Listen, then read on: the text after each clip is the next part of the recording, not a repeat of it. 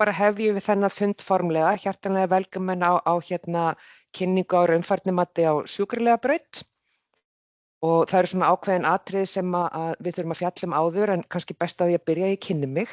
Ég heiti Helga Tryggvadóttir og náms- og starfsráðgjafi og verkefnastjóri í Framvegis og eitt af því sem ég geri að hafa umsjón með þessu raunfærnimati hjá okkur. Bíddu nú við, já, sko það sem ég þarf eiginlega að byrja á því að gera að fara aðeins yfir það sem kallað framhaldsfræðsla, en raunfærnimati innan þess, það stundum talað þetta sem þú svona eins og fimmtu stoðina í skólakerfinu, það þú veist, leikskóli, grunnskóli, framhaldsskóli, háskóli og framhaldsfræðsla. Og við erum að starfa að miklu leyti Framvegis sem símenntunarmiðstöð, eins og aðra símenntunarmiðstöðvar á landinu þá störfum við samkvæmt þessum lögum og markhópurinn okkar, eða þeir sem við eigum að vera að sinna, eru 18 til 23 ára, 18 ára, 23 ára sko í ekki 18 til, 18 ára svona gegnum gangandi en 23 ára þegar kemur að raunfærnimati og hafa ekki útskrifast úr framhaldsskóla. Og markmið eins og, þú veist, þetta bara partur af markmiðum þessara laga, auðvelda einstaklingum með stutta formlega skólagöngu að hefja nám að nýju, afla viðurkenningar og gildi nám sem fellur utan hins formlega framhaldsskóla háskólakerfis og eins og það snýr að raunfærnimatinu að þá það í raun og veru það sem að fólk hefur lært í vinnunni, sem þó verið að viðurkenna. Og síðan snýr líka raunfærnimatinu þriðji punkturinn, stuðla að því að nám og reynsla sem aflað utan hins formlega skólakerfis verið metin að verðleikum og svo náttúrulega efla menntunarstig í landinu. Raunfærnimat svona hugtak sem að þú veist margir áttu sig á hvað sem bara ofboðslega eðlilegt. Ég vissi til dæmis ekki hvað raunfærnimat að henni byrja að vinna fyrir 8-9 árum síðan. En það sem að þetta að þetta gefur raunfærnimat gefur fólki sem hefur unnið tiltekin störf tækifæri til að fá hæfni sína metna til eininga í framhaldsskóla. Og það pælingin svo að það litið þannig á að það hvar hæfninar aflað skiptir ekki máli, heldur hvort viðkomandi býr yfir þessari hæfni. Og grunnhugmyndin í raunfærnimati að nám fari fram víðar en í hinu formlega skólakerfi og það rétt að fólk eigi að geta fengið það nám metið, það sem að fólk lærir í þessu tilfelli í vinnunni. Þannig getur fólk stytt nám í skóla þar sem það þarf ekki að setja áfanga sem að fjalla efni sem það þekkir og kann vel og í raunfærnimati til dæmis verið að skoða bara hvað viðkomandi kann raunverulega. Það ekki verið að meta út frá tíma. Það að einhver hafi unnið eitthvað tiltekið starf leiðir ekki sjálfkrafa til þess að viðkomandi fái metið. Og tilgangur raunfærnimatsins þannig að fá hæfni sína staðfesta eða viðurkennda, skjalfesta og skráða og þannig til dæmis hægt að stytta nám. Í raunfærnimati á móti námskrám sem að þetta raunfærnimati að þá verið að skoða hvort einstaklingur búi yfir hæfni sem sett fram í viðkomandi námskrá. Hver og einn áfangi í framhaldsskóla að hann með ákveðin hæfni viðmið og til þess að standast áfangan í skólanum þarf nemandinn að sýna fram að hann búi yfir hæfninni sem tiltekin í námskránni og þannig segjum við að hæfni viðmið áfanga að þau eru til grundvallar í raunfærnimati. Þú þarft að kunna og geta það sem stendur í námskránni til þess að fá áfangan metin og þegar að fólk fær áfangametin eða áfangametna í raunfærnimati að þá það skráð í innu sem umsjónarkerfi framhaldsskólana og við gerum þetta þannig við setjum í einkunn og staða áfangans þá lokið og þá það komið á námsferilinn og skólarnir, alveg sem hvað skóla þið farið í, sjáu það eða eruð í. Og þetta þýðir að áfangi sem að fæst metin í raunfærnimati hefur sama gildi og ef honum hefði verið lokið í skóla. Og þarna í raun og veru beina tengingin við að stytta nám. Til þess að ljúka náminu að þá tekur einfaldlega þá áfangabrautinni sem þú hefur ekki lokið í raunfærnimati.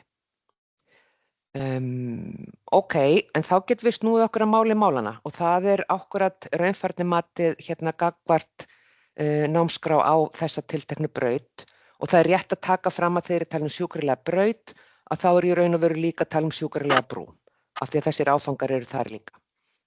Það sem við erum að gera er að við erum að meta fólk formlega inn á brautina eða meta hæfni þessi viðfangsefnum þeirra áfanga sem eru til mats og það rétt að taka það fram að við hjá Framvegis við erum ekki að kenna sjúkrarlega brautina en áfangarnir sem fólk fær metna í raunfærnimatinu eru gjaldgengir í öllum skólum og gilda í öllum skólum þar sem að þessi braut er. Ok, fyrir hver er þetta raunfærnimat? Ég talaði markhóp framhaldsfræðslu áðan og núna kemur ástæðan fyrir ég tala það. Markhópur framhaldsfræðslu, þau sem hafa litla formlega menntun og þá er talað að hafa ekki útskrifast að þriðja þrepi framhaldsskóla. Þriðja þrepið er eins og stúdentspróf og iðnmenntun og sjúkrarlega námið er líka þriðja þrep.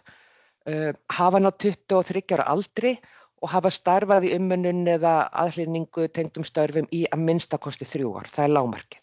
Og það litið svo á að þessi tími, þessi 3 ár, að þú þurfir þann tíma til þess að öðlast þá færni til þess að geta fengið þetta metið.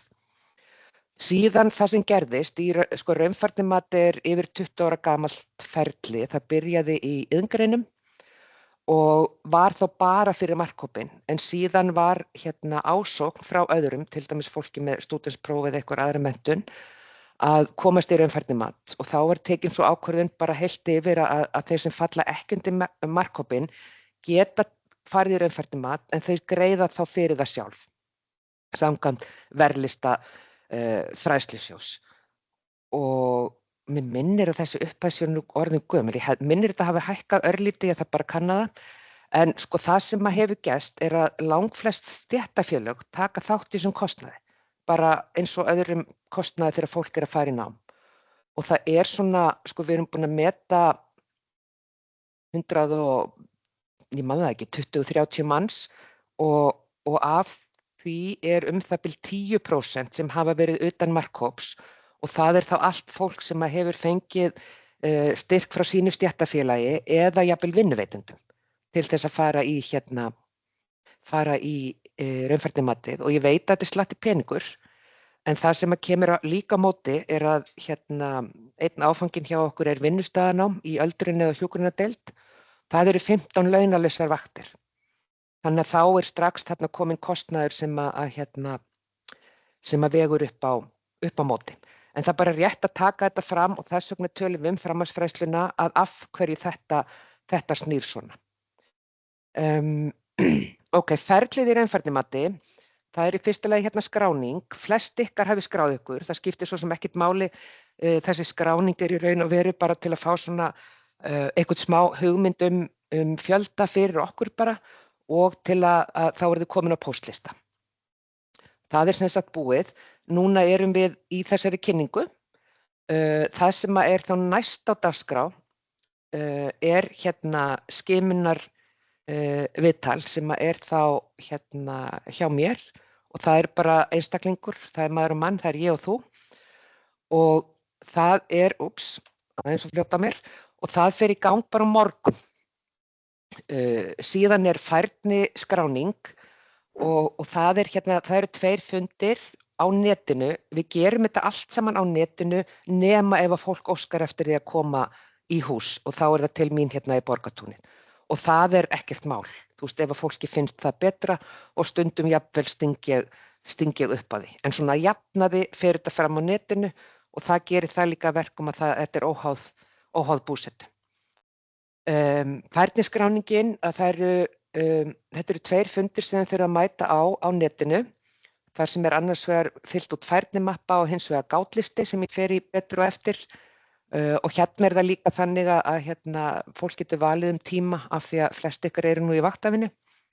Síðan þetta er semst í hóp, við erum núna í hóp, þetta er einstaklingsskimunarviðtal, færniskráning er í hóp, síðan matsamtöl að það er líka algjörlega einstaklings og það fer eftir í raun og veru fjölda áfanga sem eru til mats, hvort að það er 1 viðtal eða 2, flestir fer í 2 en það er svolítið misjafnt.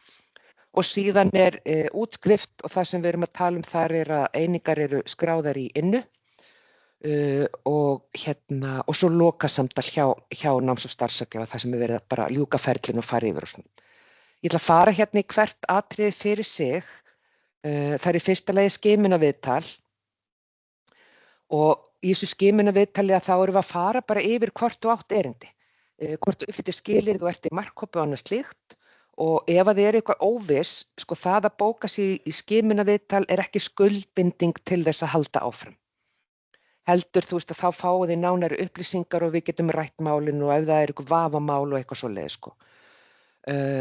Í tengslu við skimunarviðtal þarf að skila inn sem staðfestingu á starfi í minnst 3 ár sem muniði skilyrðin til þess að taka þátt í þessu. Þetta sko, það þarf ekkert endilega að skila þessu fyrir viðtalið og svo staðfestingu á fyrra námi, það líka bara samkvæmt reglugerð eitthvað sem að þarf að skila inn. En við gerum þetta þannig að þegar fólk kemur í skimunarviðtal og ef það kemur í ljós að þú átt erindi og vilt halda áfram, að þá skrái ég fólk inn í innu og þá hef ég aðgang að námsferlinum ykkar.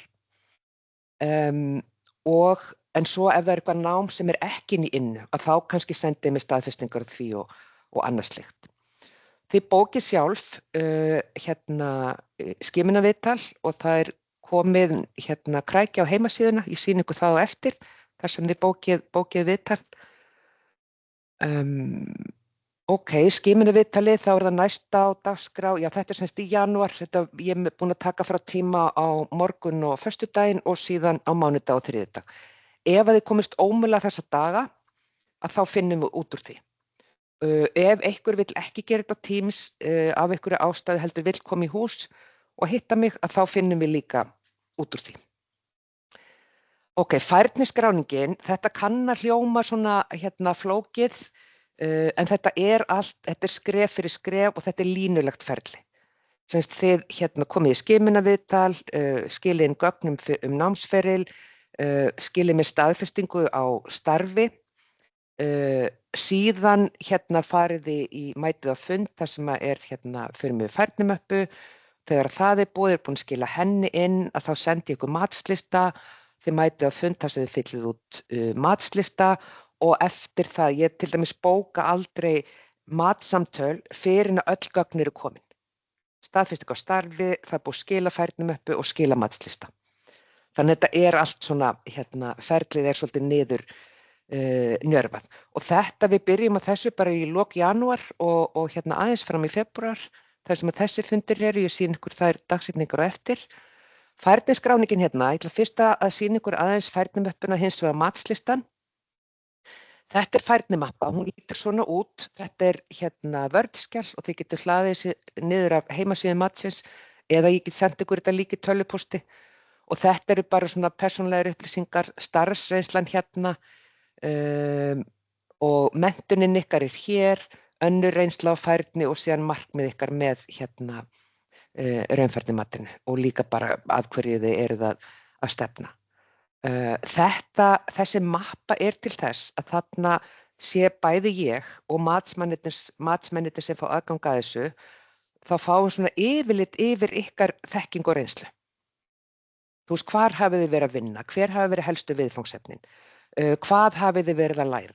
Þú veist, eru þið til dæmis í ásjúkurlega braut að taka það fram þarna á eitthvað svoleiðis. Síðan þú veist, eins og önnur reynsla á færni. Það sem við erum að tala þarna það einhver reynsla sem ekki starfsreynsla, ekki reynsla sem að öðlast í námi, sem skiptir máli fyrir þetta raunfærnimat. Þarna til dæmis ég man eftir því bara í fljótu bragði að hefur fólk sett einhver setti, ég á oftar en einu sinni fengið að fólk hefur verið með langveik börn sem það hefur verið umönnun heima fyrir, þannig að það allavega, en það ekki allir sem fylla það út. Förum nánar út í þetta seinna í ferlinu. Síðan matslistin og þetta líka Word-skjal sem að ég sendi ykkur í tölvupósti og þið fyllið út og vinnum þetta, þú veist, reynum að gera þetta allt pappírslaust, þannig þið annarkvort sækið eða ég sendi ykkur í tölvupósti, þið vinnið og sendið mig tilbaka í tölvupósti. Og þetta listi þar sem eru 6 áfangar til að meta, fyrir ykkur að meta eigin hæfni, gagnvart hverju atriði fyrir sig sem hæfni viðmið í áfanganum.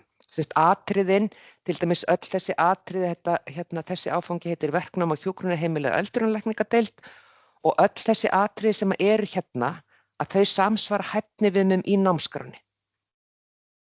Og það sem að fólk þarf hafa í huga þarna þetta sjálfsmat, að fólk að meta eigin hæfni og þegar þeir eru að fylla út listan, ekki einhver annar eins og samstarfsmaður eða yfirmaður eða eitthvað svoleiðis.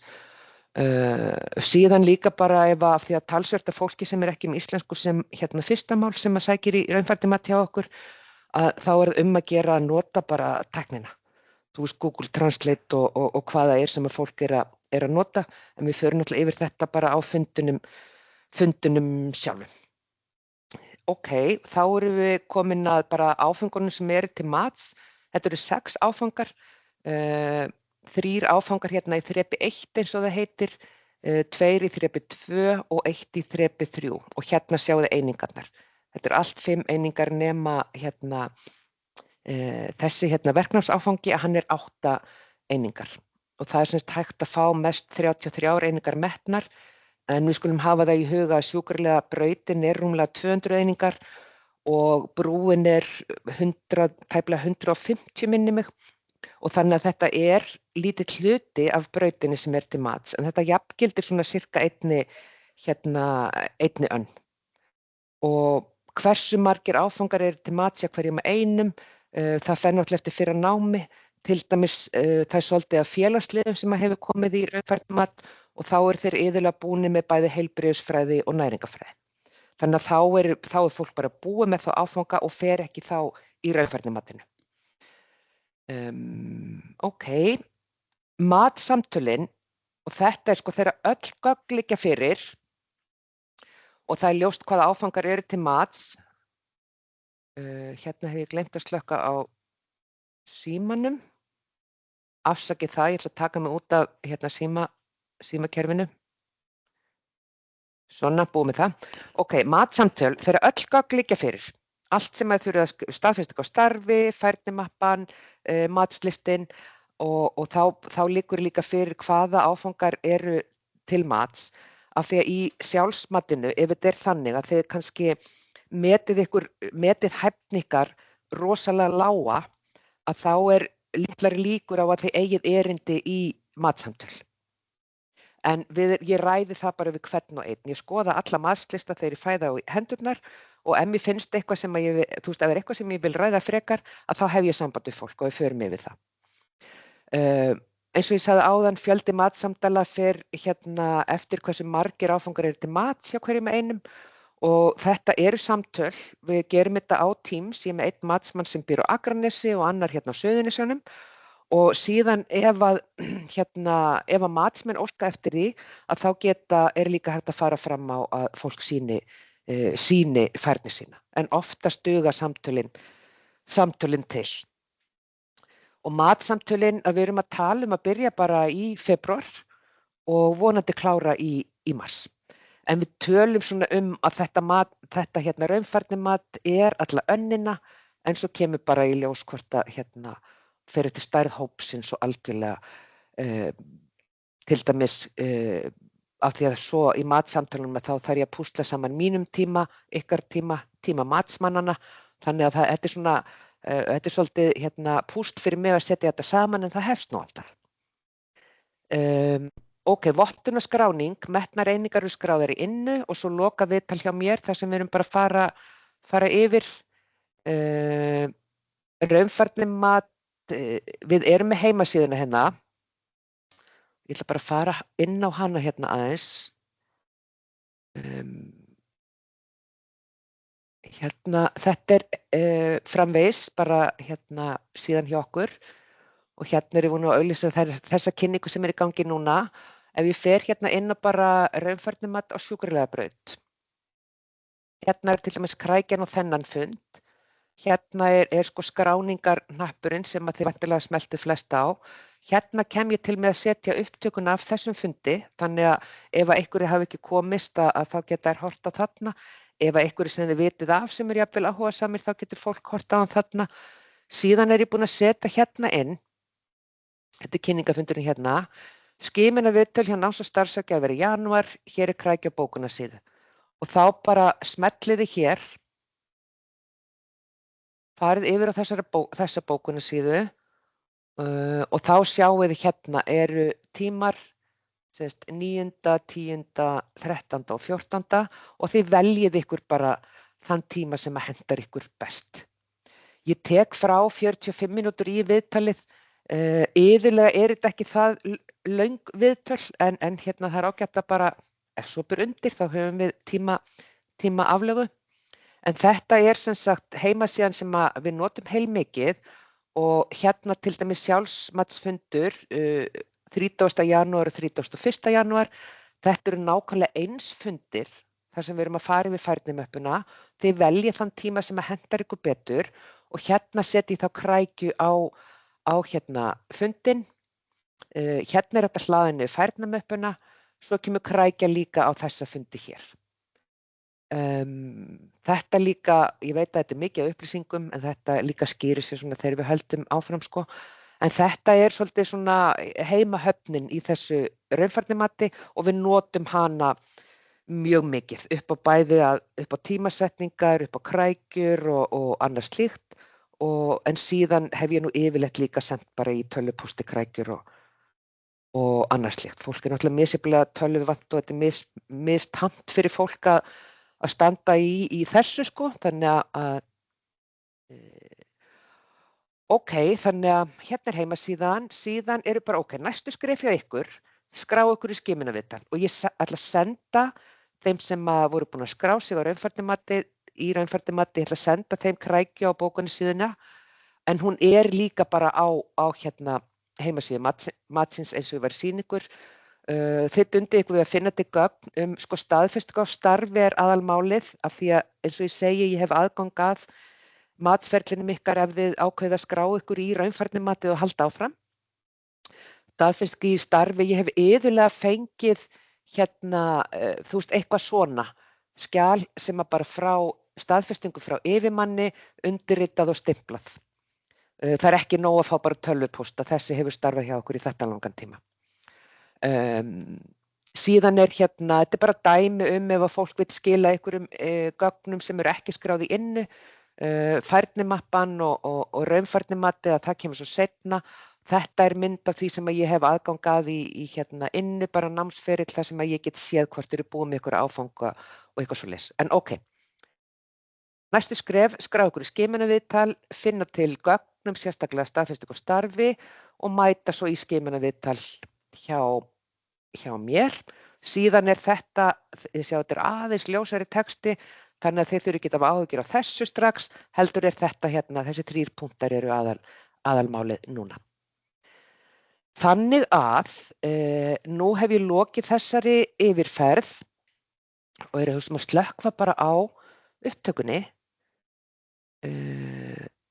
slekka á henni bara núna.